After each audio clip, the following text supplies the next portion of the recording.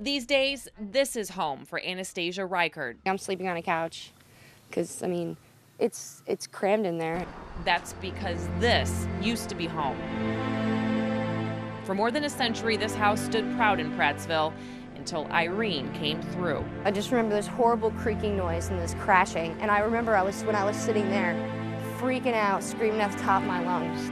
Reichert was inside when her house tipped. This one of the few times she's been back to her home since the flooding. It's so much more tilted than it was. It really is. It's kind of ridiculous, actually. Reichert said she had just come home when the water started to rise, and rise fast. She was stuck on the second floor with her dog and cat. It's so hard to describe everything that was going through my head. I was afraid the roof was going to collapse on us.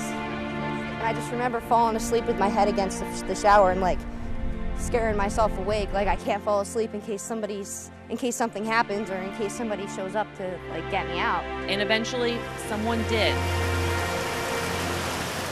You may not remember. I do. This is Tony Hazard. Good to see you. Good to see you too. Anastasia reunited for the first time with the men who got her out. Members of the Clinton Heights and Melrose fire departments. Their swiftwater team deployed by the state during Irene to Prattsville. As soon as they hit town, their boats hit the water. We were going to a yellow house, which was 5 buildings down on the right-hand side, that there was a woman in the second story. That woman was Anastasia. But as the team made their way to her, they ran into tough currents, even trees and telephone poles.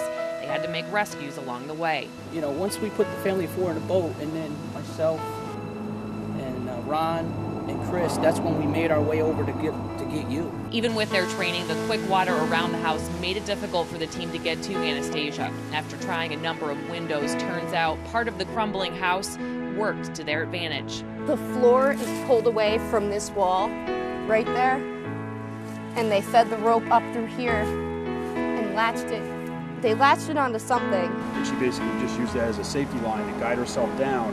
And she brought herself one leg at a time out the window onto my shoulders, and that's where Tony Hazard and Chris Racine grabbed the hold of her and brought her down to the ground. Anastasia finally getting the chance to thank each team member for their help that continues even after Irene. We're going to be doing a fundraiser raffle for Prattsville. A timeshare in Florida will be raffled off through the department. The money raised will go to Prattsville. Thank you.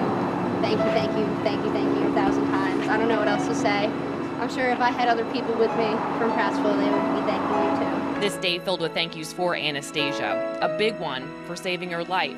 The others for helping to save her town. Kristen Lauman, Fox 23 News.